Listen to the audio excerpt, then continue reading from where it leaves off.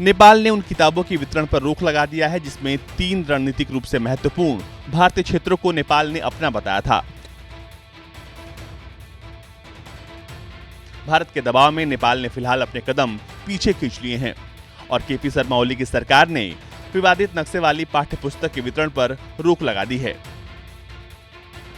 भारत पहले से ही नेपाल के क्षेत्रीय दावों के आर्टिफिशियल एक्सटेंशन को अस्वीकार करते हुए उसका विरोध जताता आ रहा था,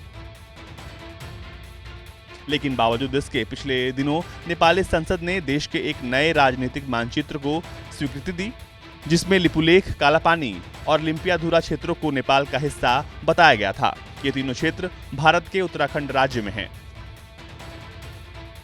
काठमांडू पोस्ट के मुताबिक मंगलवार को कैबिनेट बैठक में शिक्षा मंत्रालय को कक्षा 9 से 12 तक के पाठ्यक्रमों में शामिल इस किताब का मुद्रण और वितरण रोक देने के निर्देश दे दिए गए थे।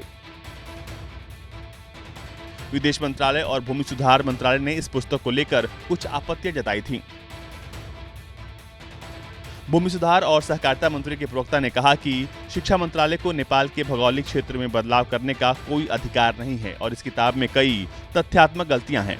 ये पुस्तक शिक्षा मंत्रालय ने तैयार की है, लेकिन इसके पास इस विषय की विशेषज्ञता नहीं है। नेपाल सरकार के संबंधित निकाय ने अभी देश के संशोधित भौगोलिक क्षेत्र की घोषणा औपचारिक रूप से नहीं की है। जोशी ने कहा कि देश के कुल क्षेत्रफल की घोषणा करने वाली आधिकारिक एजेंसी सर्वेक्षण विभाग ने क्षेत्रफल को लेकर कोई फैसला नहीं किया है। नेपाल के शिक्षा मंत्री गिरिराज मणि पोखरेल ने 15 सितंबर को नेपाली भूभाग और संपूर्ण सीमा स्वाध्याय सामग्री शीर्षक वाली 110 पन्नों की किताब का विमोचन किया था।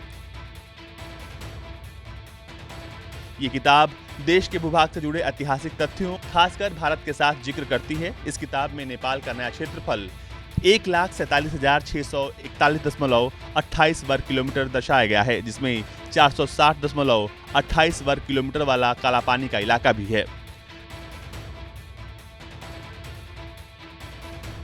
जिसे मंत्रिमंडल द्वारा 20 मई को नेपाल के नए राजनीतिक मानचित्र में शामिल किया गया था।